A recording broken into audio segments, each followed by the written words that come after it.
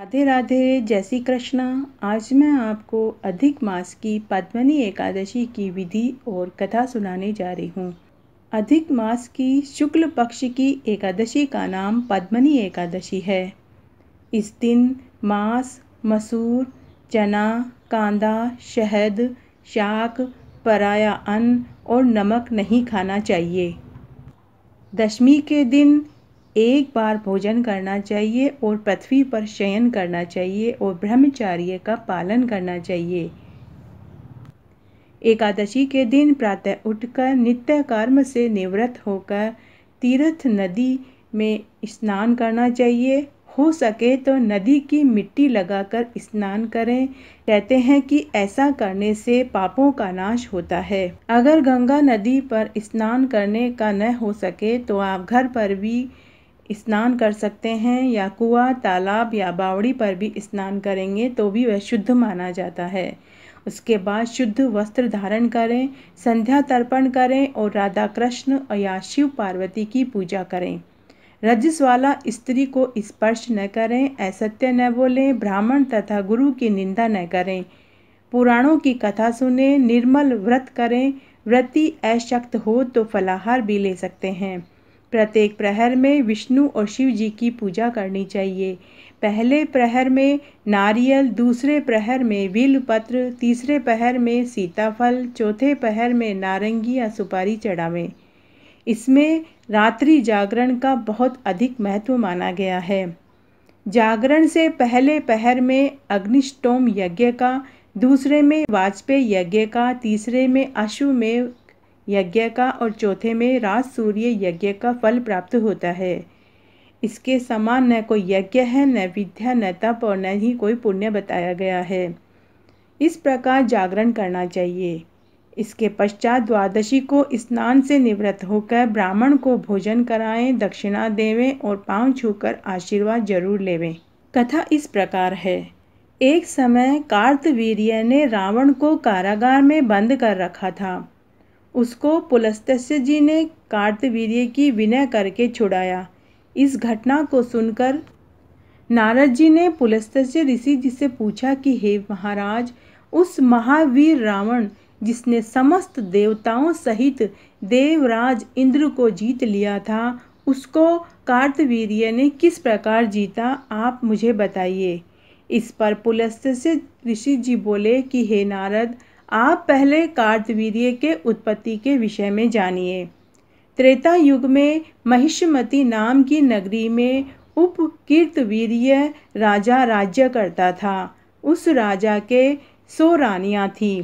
उसमें से किसी के भी राज्यभार लेने वाला कोई योग्य पुत्र नहीं था।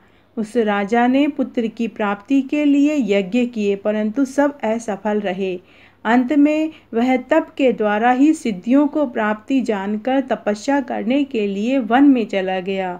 उसकी स्त्री हरिश्चंद्र की पुत्री प्रमदा वस्त्र आभूषणों को त्याग कर अपने पति के साथ गंधमादन पर्वत पर तप करने चली गई। उस स्थान पर इन दोनों ने 10 सहस्त्र वर्ष तक तपस्या की, किंतु कोई सिद्धि प्राप्त नहीं हुई। राजा के शरीर में केवल हड्डियां ही हड्डियां रह गई। यह देखकर प्रमदा ने विनय सहित महासती अनुसुईया से पूछा कि मेरे पति देव को तपस्या करते हुए 10 वर्ष बीत गए हैं, परंतु अभी तक भगवान प्रसन्न नहीं हुए जिससे मुझे पुत्र प्राप्त हो सके। अब आप मुझे कोई ऐसा व्रत बतलाइए जिससे कि मुझे पुत्र की प्राप्ति हो।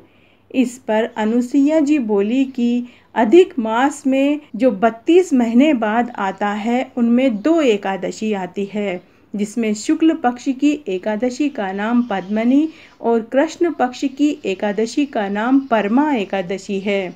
उसके जागरण और व्रत करने से भगवान तुम्हें अवश्य ही पुत्र देंगे। इसके पश्चात अनुसुईया जी से व्रत की पूरी विधि जानी।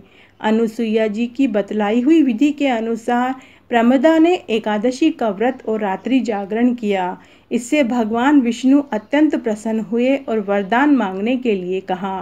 रानी इस पर भगवान की स्तुति करने लगी। रानी ने कहा कि आप यह वरदान मेरे पति को दे दीजिए। प्रमदा के वचन सुनकर भगवान विष्णु बोले कि हे प्रमदे, मल मास मुझे अधिक प्रिय है, जिसमें एकादशी का व्रत और रात्रि जागरण तुमने विधि पूर्वक किया, इसलिए मैं तुम पर बहुत प्रसन्न हूँ।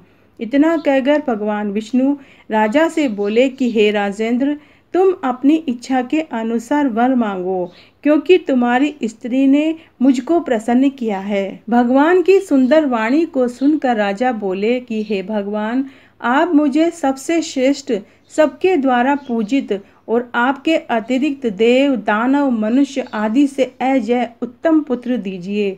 भगवान उससे तथास्तु कहकर अंतर्ध्यान हो गए। वह दोनों अपने राज्य को वापस आए और उन्हें वह कार्तवीर्य उत्पन्न हुआ। वह भगवान के अतिरिक्त सबसे अजय थे। इसी से उन्होंने रावण को जीत लिया था। यह सब पद्मनी एकादशी के व्रत का प्रभाव से था।